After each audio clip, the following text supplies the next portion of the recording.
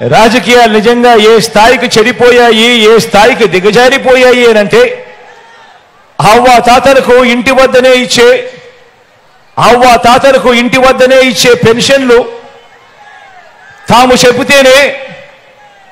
చెబితేనే చంద్రబాబు నాయుడు గారు ఆపించారు అని అహంకార ధోరణితో వాళ్ళ పార్టీకి సంబంధించిన ఎమ్మెల్యే అభ్యర్థులు మొన్ననే చూసా టీవీలో రాజమండ్రిలో టీడీపీ అభ్యర్థి ఆదిరెడ్డి వాసు లాంటి వారు ఏకంగా ప్రెస్ మీట్లు పెట్టి మరీ చెప్పటం మీరంతా కూడా చూశారు.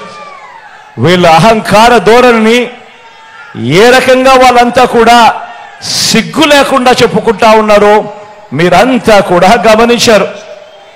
ఇంతటి దుర్మార్గం చేసినందువల్ల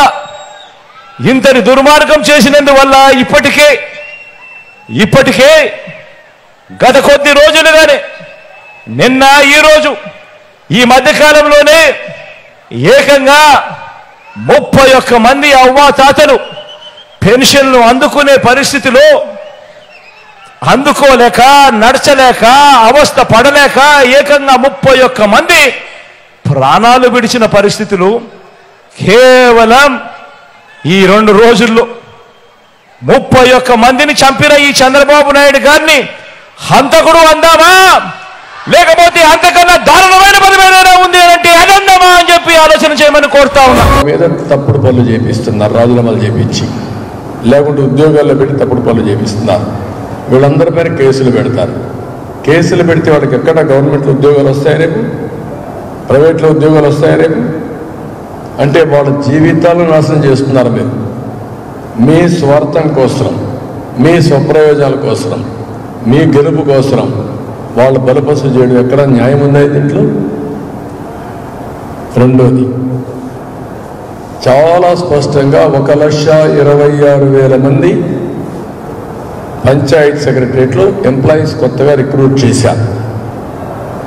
నేనున్నప్పుడు విలేజ్ అసిస్టెంట్ ఆఫీసర్స్ లేకుంటే వీళ్ళు ఉండేవాడు, అడ్మినిస్ట్రేటివ్ ఆఫీసర్ ఒక పంచాయతీ తరఫున, రెవెన్యూ తరఫున ఒకరు ఉండేవాడు. వాళ్ళ ద్వారానే సమర్థవంతంగా పెన్షన్లు డిస్ట్రిబ్యూట్ చేశాం.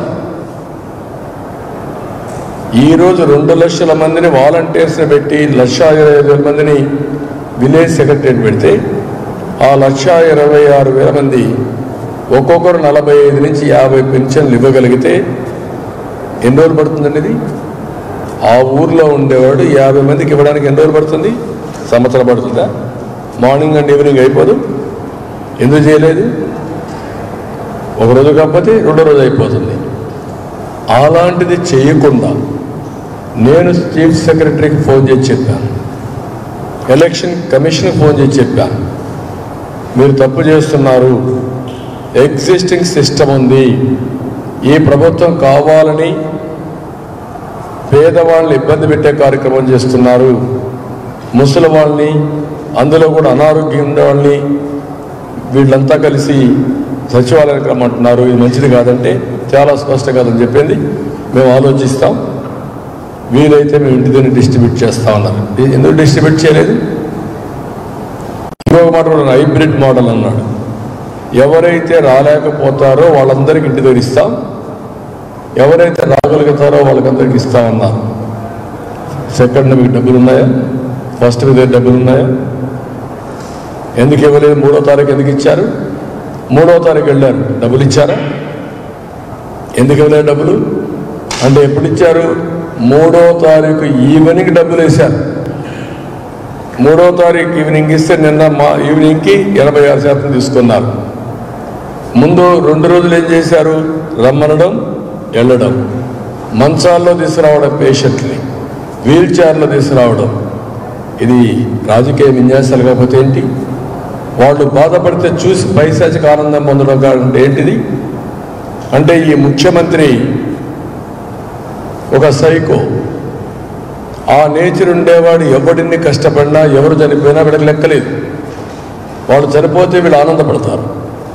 అలాంటి దుర్మార్గమైన కార్యక్రమం చేసి ఇప్పుడు సిగ్గు ఎగ్గు లేకుండా ఆ వాలంటీర్స్ దగ్గర తప్పుడు ప్రచారం చేపిస్తూ మేమేదో అడ్డుపడ్డామని మాట్లాడే పరిస్థితికి వచ్చారు.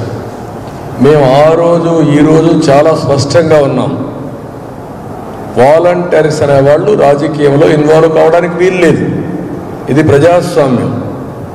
ప్రజాస్వామ్యాన్ని అపహాస్యం చేసే విధంగా ప్రభుత్వ ఎక్స్పెండిచర్తో ట్యాక్స్ పేయర్ మనీతో వీళ్ళు రాజకీయం చేసి దుర్మార్గులు కోటేమంటే చూస్తూ ఊరుకునే పరిస్థితిలో ఉంటాం. మంచి వాళ్ళకు పూర్తిగా హామీ ఇచ్చాం. మీరు ఎక్కడ ఇన్వాల్వ్ కావద్దండి, మీ ఉద్యోగాలు ఉంటాయి, మీ క్యారియర్ కూడా బిల్డప్ చేస్తామని చెప్పాం. కడాన నేను ఏ యాక్షన్ టేబుల్ అంటే 3వ తారీఖు మీరు చూస్తే మీరు ఎవ్వరూ భయపడద్దండి. మీకు కానీ ప్రభుత్వం పెన్షన్ ఇవ్వకపోతే 3 నెలలు వెయిట్ చేయండి, నేనున్నాను. ఏదైతే 4,000 రూపాయలు పింఛన్ ఇస్తా అన్నామో 4,000 రూపాయల పింఛన్తో ఈ 3 నెలలు కూడా కలిపి జూన్ మీకు అందరికి ఇచ్చే బాధ్యత. జూన్లో ప్రమాణ స్వీకారం అవుతారు, జూలై నుంచి ఇస్తా.